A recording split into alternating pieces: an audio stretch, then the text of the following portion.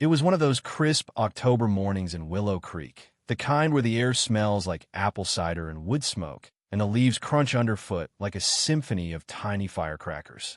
For most folks around here, fall meant cozy sweaters and hay rides, but for me, Elliot Grayson, it meant pumpkins. Not just any pumpkins, mind you, but the kind that stopped people in their tracks. Mine were the stuff of legend, plump, golden orange behemoths that had taken the blue ribbon at the county fair 4 years running. I didn't grow them for fun. I grew them for glory, for the nod of approval from grizzled old farmers and the wide-eyed awe of kids who'd tug their parents over for a photo. This year, though, I'd outdone myself.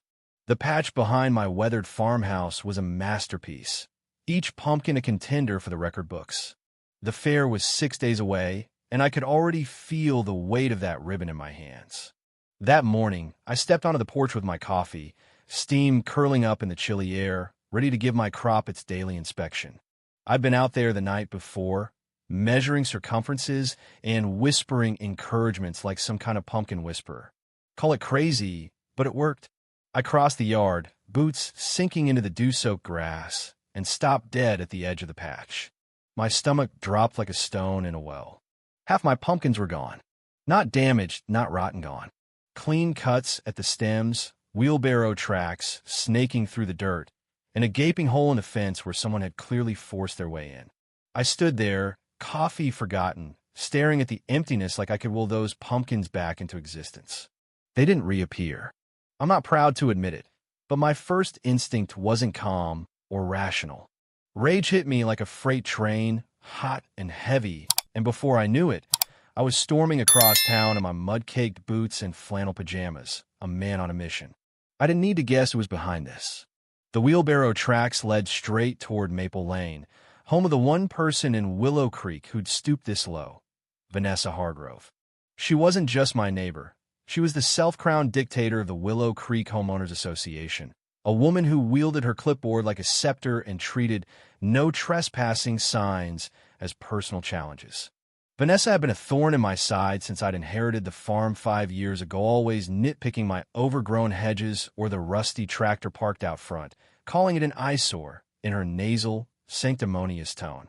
I tolerated her nonsense, but this was war.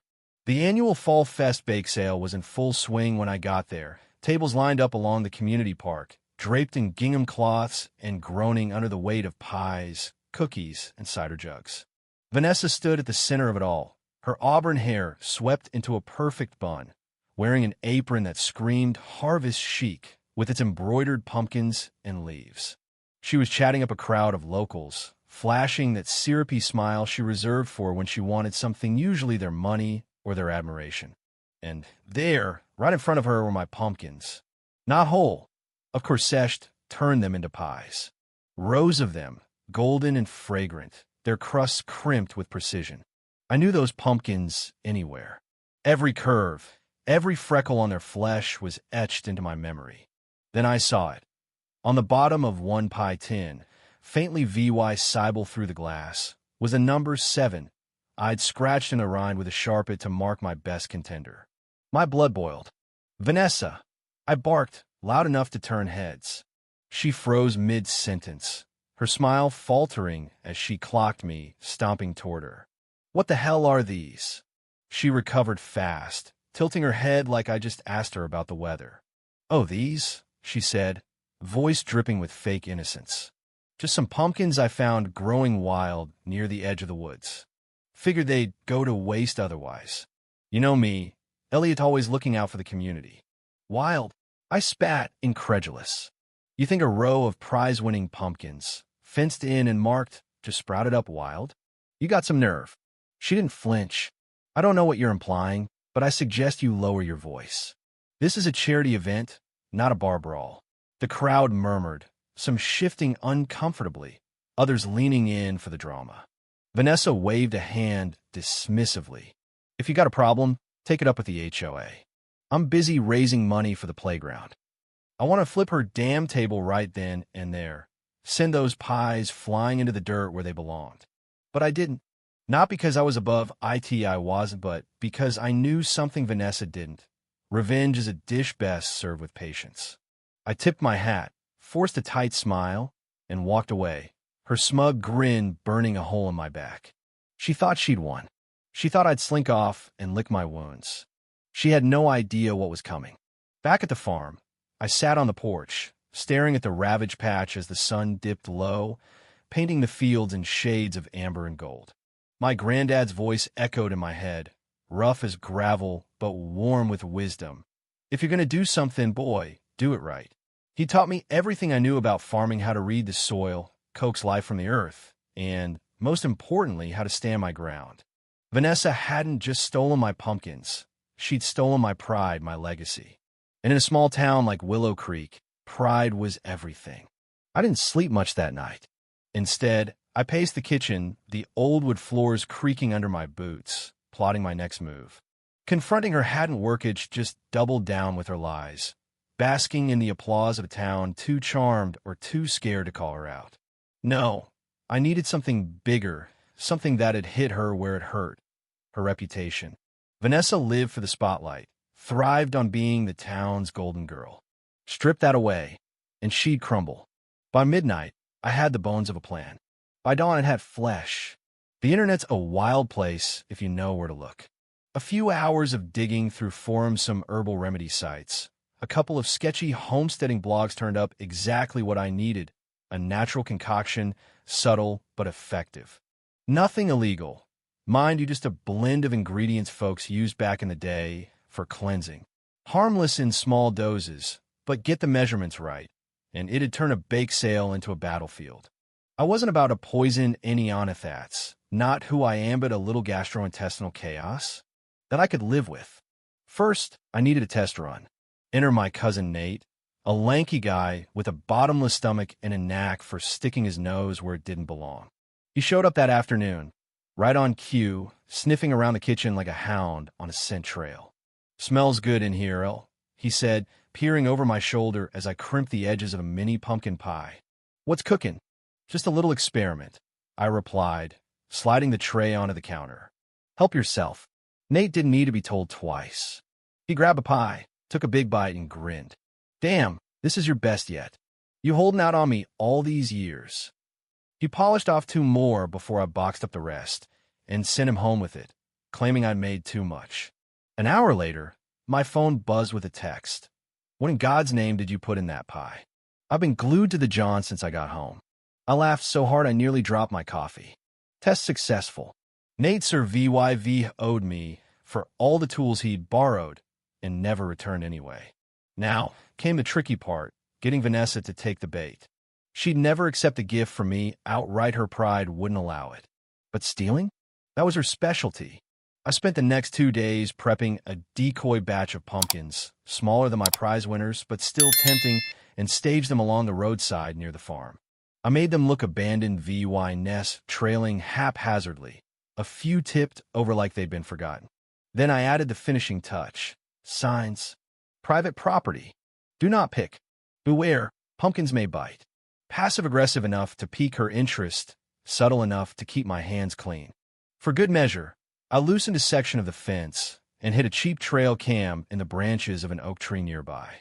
Sure enough, the next morning, the decoys were gone. Wheelbarrow tracks led straight toward Vanessa's place. I didn't need the footage, but I checked it anyway, partly for proof, partly for the sheer joy of watching her in action. There she was, 2 a.m., decked out in a tracksuit and gloves, sneaking through my patch like a low-rent cat burglar.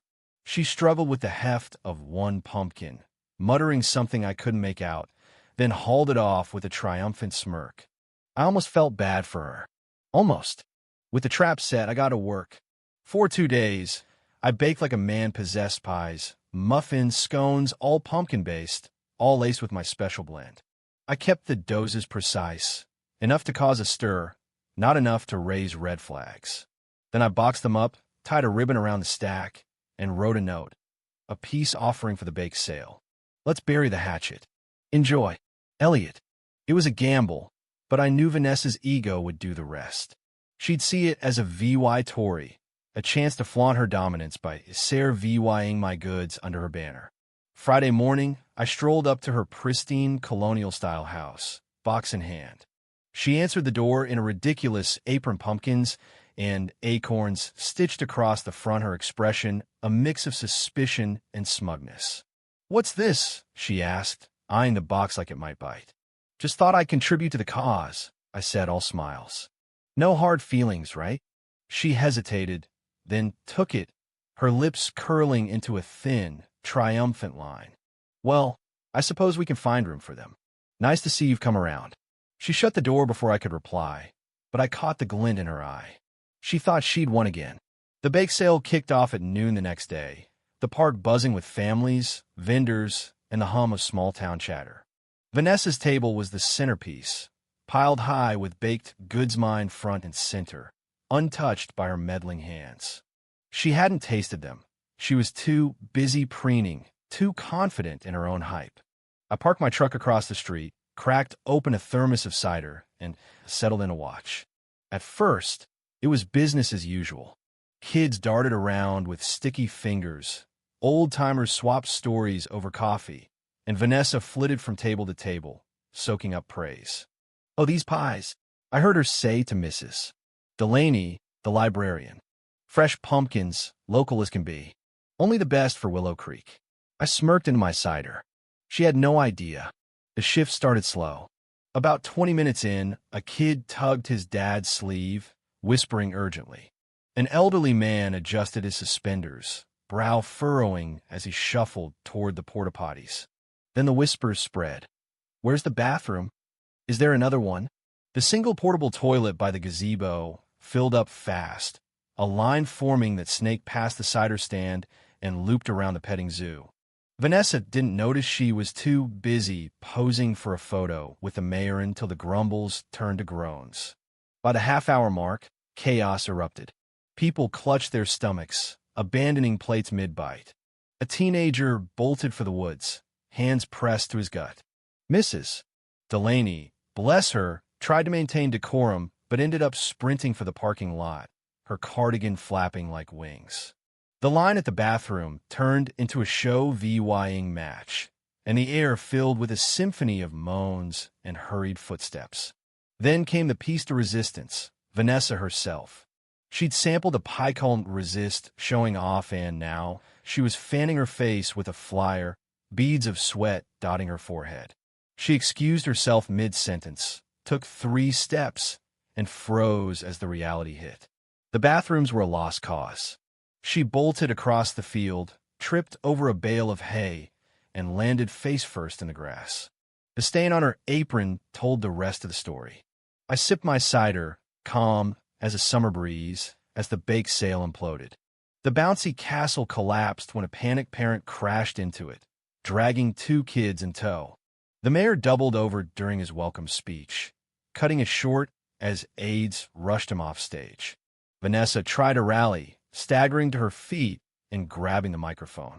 "Just a little excitement," she squeaked, voice cracking. Part of the fun, she didn't finish. Another wave hit, and she dropped the mic, fleeing to her car with what dignity she had left, which wasn't much. By dusk, the town was abuzz with a new name for the event, the Great Pumpkin Purge. Someone, probably that tech-savvy kid, Jasper, caught it all on video. Vanessa's fall, the sprinting masses, the mayor's untimely exit. Edited with slow-motion zooms and a VY Olin soundtrack, it hit social media like a wildfire. The hashtag #ThePuiVanessa trended locally by nightfall, racking up shares across 3 counties. I could have stopped there, let the humiliation run its course, but Vanessa's downfall wasn't complete without one final blow. The HOA called an emergency meeting 2 days later. Vanessa showed up, pale and disheveled, tried to spin it as a flu outbreak, blaming the cider guy, of all people. No one bought it. Jasper's footage played on a projector, complete with snarky voiceovers, and the room erupted in stifled laughter and pointed glares. The sharp marks on the pie tins sealed her fate. Everyone knew those were my pumpkins. The board voted her out in under 10 minutes, replacing her with Darlene Mills, a no-nonsense widow who'd already banned Vanessa from so much as organizing a bake-off. Vanessa threatened lawsuits, but her husband just sank lower in his chair, avoiding eye contact. It wasn't just a loss, it was a reckoning. I sat in the back, arms crossed, letting it all wash over me. The crisp night air felt sweeter as I left, the weight of 5 years of her petty tyranny lifting off my shoulders. Revenge, it turned out, wasn't just satisfying, it was delicious, especially with a hint of pumpkin spice. The county fair rolled around a week later, free of Vanessa's shadow for the first time in years. I entered a pie made from the pumpkins she hadn't swiped. No tricks this time, and took the blue ribbon again. She watched from the sidelines, lurking near the kettle corn stand, her face a mask of forced indifference. I didn't gloat, didn't need to. The applause said it all. Back home, I used the prize money to install a security fence, motion sensors, lights, the works. And for good measure, I built a scarecrow, apron, wig, pie tin in hand, facing the road where Vanessa couldn't miss it. Petty? Maybe, but it felt right. Life settled back into its rhythm after that. The pumpkins grew, the town chuckled, and Vanessa kept her distance, her sedan slowing just a hair whenever she passed the scarecrow. I'd catch her glance, then speed off, and I'd smile. Peace had returned to Willow Creek, at least until the next harvest. One evening, as the sun sank low and the crickets sang, I sat on the porch with a slice of my winning pie and a mug of cider. Granddad's voice drifted on the breeze. Do it right, boy. I leaned back, took a bite, and nodded to the empty patch. Damn right I did. If you were the one in this story, how would you react? Would you stand up and fight back, or accept the unreasonable pressure and control from the HOA? Share your thoughts in the comments below. And don't forget to subscribe, like, and share this video with more people. Your small action gives us the motivation to keep bringing you more intense and engaging stories. Thanks for watching, and we'll see you in the next video.